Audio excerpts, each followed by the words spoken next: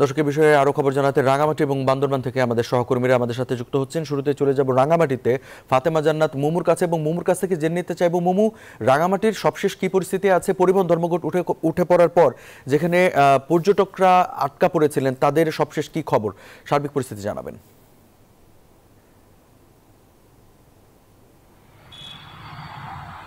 ধন্যবাদ রঞ্জু, আপনি যেমনটি বলছিলেন পর্যটকরা যারা আটকা পড়েছে তারা নিরাপদে আছে।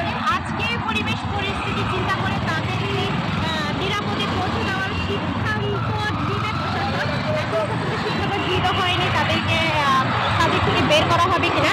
আর অন্যদিকে রাঙামাটিতে পরিবহন ধর্মঘট উঠে যাওয়ার পর গাড়ি চলাচল স্বাভাবিক হয়েছে, তবে সেনাবাহিনী পুলিশ বিভিন্ন জায়গায় গুরুত্বপূর্ণ জায়গায় তারা অতিরিক্ত নিরাপত্তা জোরদার করেছে, অবলম্বত আছে।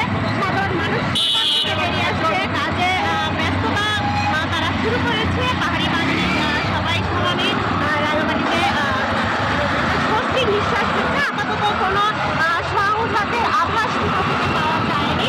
সবার মধ্যে একটি সুস্থ পরিবেশ বিরাজ করছে রাঙামাটিতে, এবং তারা বলছে এভাবেই যদি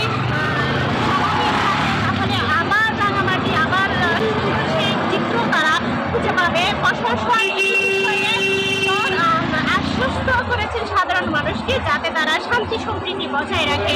তো রাঙামাটি থেকে এই ছিল আমার কাছে সর্বশেষ তথ্য।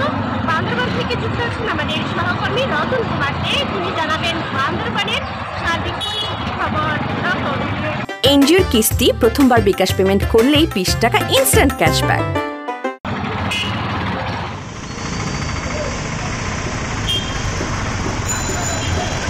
ধন্যবাদ মুমু।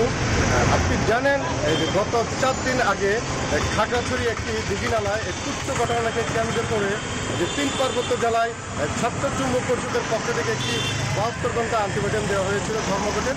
কিন্তু এই 72 ঘন্টা আলটিমেটামের জন্য বান্দরবানের তেমন যেন প্রভাব পড়েনি। তার কারণ হচ্ছে এখানে পাহাড়ি বাঙালি যারা নেতা রয়েছেন তারা একে অপরের প্রতি সম্প্রীতি চাই।